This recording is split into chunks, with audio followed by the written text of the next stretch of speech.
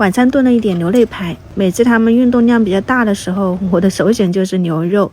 买了2斤这个牛肋骨，我感觉这个骨头太大了，不太好剁哈。如果那种小一点的还可以炒一下，这没办法了，只能清洗干净，冷水入锅，先给它焯一下水，里面放上一点生姜啊、大葱、米酒啥的，煮开了以后把浮沫捞干净，趁水滚的时候捞出来，或者是在里面晃2下，这样它捞出来是比较干净的，没有什么浮沫。转到砂锅里面，放上一点生姜片，然后半个洋葱，2个番茄，2圈味极鲜，1圈老抽，然后再几颗冰糖，1个卤料包，就是卤肉的那种都可以，加入热水，刚好没过食材，盖上盖子，转小火给它炖1个多小时吧。然后这个是我昨天买的10块钱5个的玉米，早上蒸了2个，还剩3个，给它剥成玉米粒，来分享2种比较简单的吃法吧。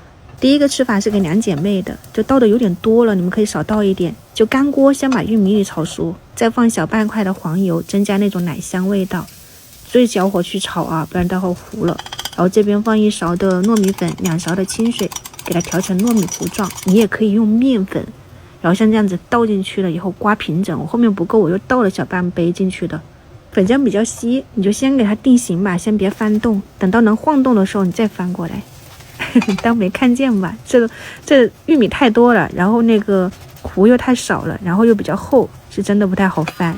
然后后面煎到稍微定型了以后还好哈，拯救过来了，稍微给它煎到熟透了，2面焦香了，直接就可以出锅。表面撒上一点白砂糖，这个就是甜口的黄油玉米烙，我感觉口感还可以，就是有点太软了，拿不起来，不好给你们试吃。剩下的玉米粒倒到油锅里面，搭配切好的青红辣椒，一点蒜末虾米。这个辣椒是秋辣椒，就家里面那一种哈，已经收尾了的。口感还可以，就是有点辣。给它翻炒均匀，变颜色了以后，玉米熟透了，你就调味，加点盐啊、生抽，再来一点鸡精啊、味精啥的，提一下鲜。翻炒均匀，撒上葱花，就比较下饭一点的辣口的玉米粒，可以尝试一下。甜糯玉米都可以做这道菜的。然后这边的牛肋排已经炖了1个小时了，把里面的卤料包啊、洋葱捞出来，试一下味道啊。这个汤底淡了你就加点盐。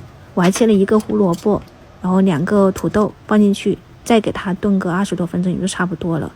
然后这边的话呢，是给一姐拌了一点这种蔬菜沙拉，她比较喜欢吃这个口味的，每一次拌1大盘她都能吃到1大半。给他们切了一点猕猴桃、蓝莓，水果盘也搞定了。陕西周至的脆香猕猴桃很好吃，特别是熟透了以后，它那个果香味比较浓郁又甜。